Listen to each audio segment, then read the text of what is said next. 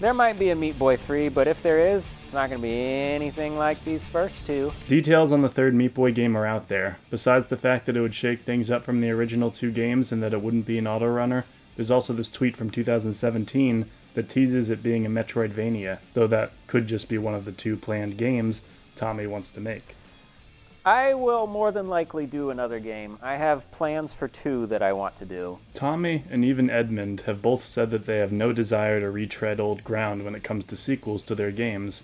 This is why, to the divisiveness of its own fanbase, Super Meat Boy Forever chose a less straightforward approach. Some hate it, some love it, some learned to love it. While it's early to be speculating like this, it's safe to say whatever's next, it's gonna be different. Since the first game's cutscenes paid homage to mostly NES games, with the sequel doing SNES, I'd imagine 3 would pay homage in N64-style cutscenes, perhaps Dr. Fetus stealing Nugget again, similarly to how Bowser steals the Star Rod at the beginning of Paper Mario 64, or maybe have Dr. Fetus riding some weird mount, maybe even the little slugger, across a field like the beginning of Ocarina of Time. While the auto-run restriction gave them a new approach to tackle level design from and forever, I don't think another restriction is the route that 3 is going to go. I'd rule out any Captain Toad-styled no jumping. I also don't think it's going to hop to another genre either. Whilst it's fun to speculate about a Meat Boy RPG where you have to manage a really low pool of health or something, it's too transformative to have any connection to its previous entries by then. A 3 at the end of the title would be pointless. When Tommy is approached in streams or in the Ask Team Meat section of his Discord about Meat Boy being in Smash, a common response he has is that he'd rather have Dr. Fetus in Smash instead. If Meat Boy were in Smash Brothers, what would you want his final Smash to be? Also, I think I would rather Dr. Fetus. This is understandable. He has a lot more gadgets and objects. It'd be easier to have a moveset with, though you'd probably have to take out his signature hand gesture.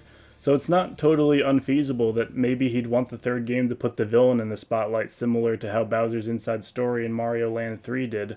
Imagine a Blaster Master style platformer where you spend some levels smashing and cutting through giant swaths of trees in Little Slugger before hopping out and being more careful and calculated as Dr. Fetus.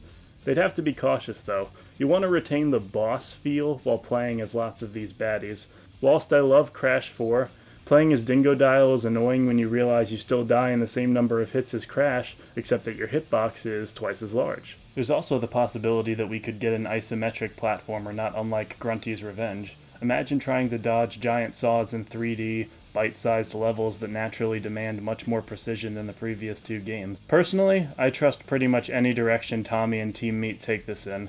If they were able to make me forget that Forever was an autorunner, I see no issue with them being equally or more experimental with the next game. It's just fun to think about, hence this thought experiment. Edmund McMillan and Tommy have not talked to each other in several years, and I actually did a video that touches on that. It's called Meat Boy 10 Years Later. I worked really hard on it, and if you liked this video, I think you'll enjoy it. Be sure to check it out. It's a cliche thing to say, but genuinely, thank you.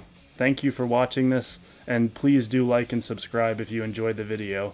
It does help channels like mine get a foothold in the YouTube algorithm. Have a good one, and stay safe.